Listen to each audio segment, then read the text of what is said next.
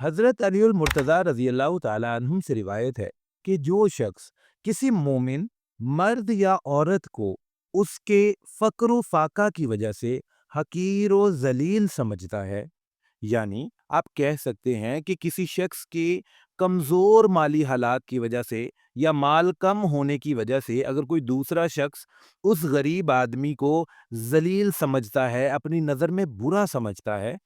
تو قیامت کے دن اللہ پاک اس شخص کو اولین و آخرین کے مجمع میں ذلیل و رسوا کریں گے۔ اور ایک اور پوائنٹ بھی سنیں، فرمایا کہ جو شخص کسی مسلمان مرد یا عورت پر بہتان باندھتا ہے یا کسی ایسی چیز کو اس کی طرف منسوب کرتا ہے جو اس میں نہ ہو، یعنی ایک شخص کہتا ہے کہ فلاں بندے نے، جو کہ ایک مسلمان آدمی ہے، اس نے فلاں غلط کام کیا جبکہ اصل میں اس نے وہ کام کیا ہی نہیں، تو ایسے شخص کو قیامت کے دن اللہ پاک آگ کی ایک اونچی چوٹی یا ایک ٹیلے پر کھڑا کریں گے جب تک وہ اپنی تکذیب نہ کر لے۔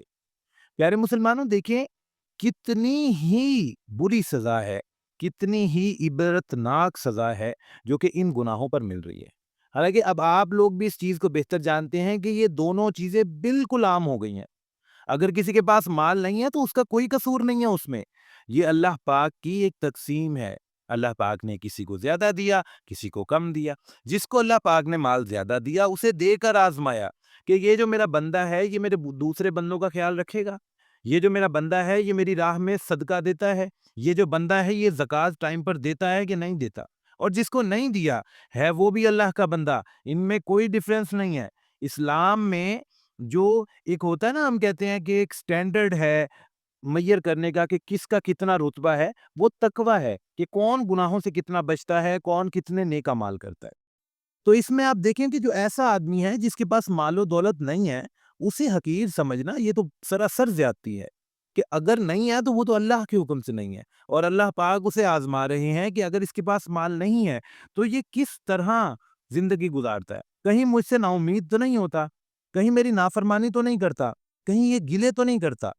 تو یہ چیزیں پھر اللہ پاک کے حکم سے ہیں، اس میں ہمیں حق نہیں بنتا کسی کو برا سمجھیں، کسی کو حقارت کی نگاہ سے دیکھیں، کسی کو جو ہے نا کسی سے وہ کرے کہ بھائی یہ تو بس ایسا آدمی ہے، اس طرح کر کے یہ جو فیلنگ ہے یہ غلط ہے۔ اور دوسری طرف اگر آپ دیکھیں بہتان باندھنا یہ بھی عام ہے، آج کل ہمیں پتہ ہی نہیں ہوتا یار فلاں بندے نے کام کیا کہ نہیں، کسی نے آ کر بتا دی اور ہم نے آگے ٹرانسفر کر دی۔ ایسا تو نہیں ہے، اسلام میں تو تصدیق کا حکم ہے، کوئی بات پتہ چلی اس کی تصدیق کرنا لازمی ہے، تو تصدیق کے بغیر ہم کیسے کسی پر بہتان باندھ سکتے ہیں؟